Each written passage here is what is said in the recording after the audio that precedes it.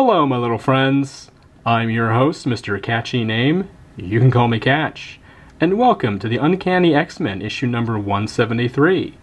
Now, this issue was printed by Marvel back in 1983, and this is probably my favorite issue because this is the issue where I was really truly introduced to Wolverine, who had become my favorite superhero growing up. I mean, I was briefly introduced to the character in issue 135, but really there he is. He's just lying there with his arm over his face because he and the X-Men have had the snot kicked out of him by Jean Grey, and that's really not a proper introduction. This issue was the first issue where I really got to see him in action. And if you notice, there is a large gap in the issues. That's because back in the day, it could be kind of tricky getting the issues you wanted. You know, comic book stores weren't always readily available. This particular issue, I got at a grocery store. You know, if you didn't have a good comic book store or a newsstand, you just had to get whatever issues were there.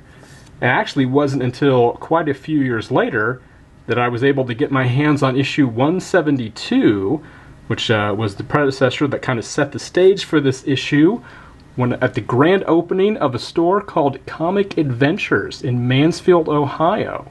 So if you actually remember this store and used to stop there, please leave a comment. I would love to hear from you.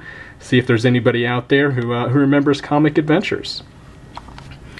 But let's get on to the issue at hand, as it were, 173. This issue, the X-Men are actually in Japan because Wolverine is engaged. They're there for his wedding. Most of the X-Men have been incapacitated with poison, as we'll find out, and it's really just up to Wolverine and Rogue to save the day. Now, this is a great cover. This is one of my favorite covers. It's actually surprisingly stark.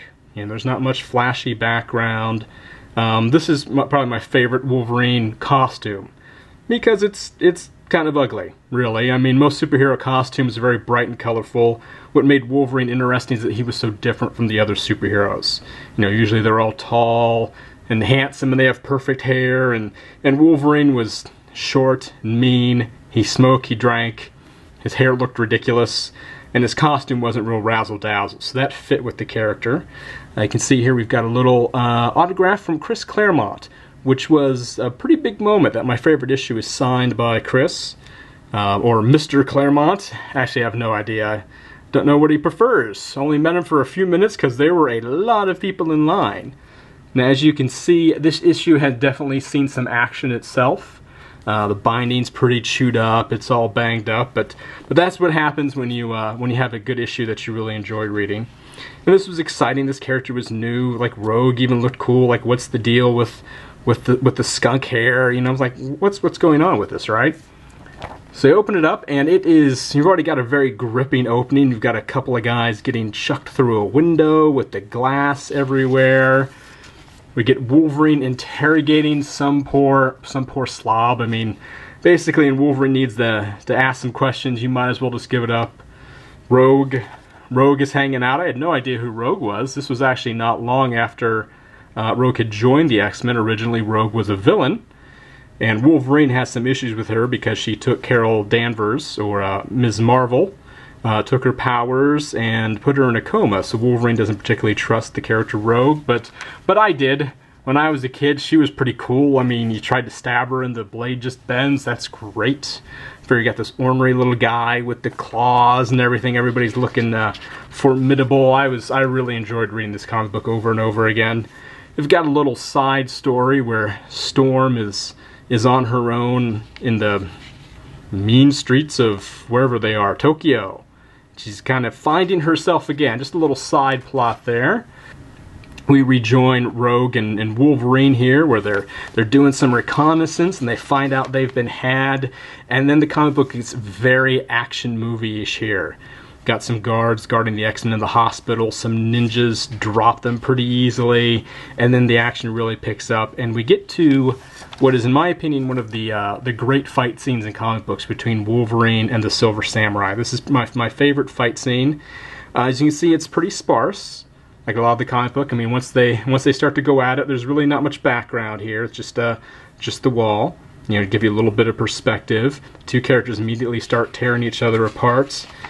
And then we promptly have a very graphic fight scene And no sound effects, if you notice. No sock pow bam, no colorful things. It just lends to a grittiness to this that I wasn't really used to in comic books at the time.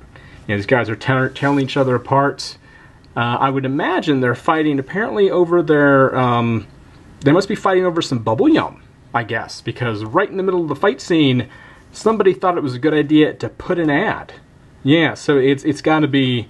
There must be like one piece of bubble yum left, and they're tearing each other apart.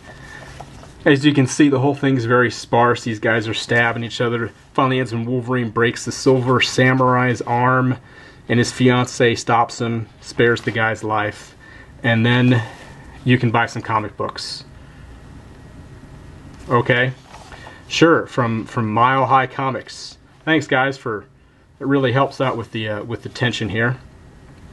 And then Viper is upset, and she opens fire with her some sort of plot device, laser beam, which is almost powerful enough to create more ads. It's powerful enough to create ads right in the middle here.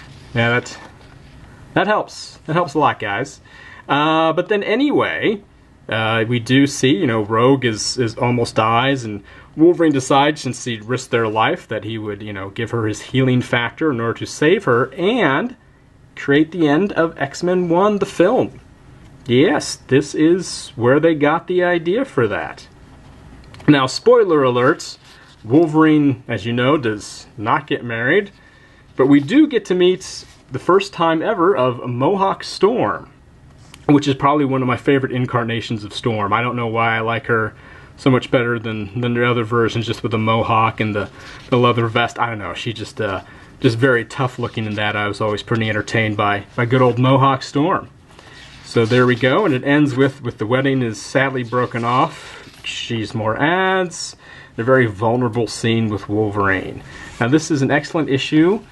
I would highly recommend getting a hold of at least like a reprint. You know, if you're into hunting down the valuable issues, and you might want to get something, you know, in fancy mint condition or something. But there are reprints of this that you can find cheap. I hope that you enjoyed this episode. If you did, please like, share, and subscribe. It helps out a lot. And I look forward to seeing you next time.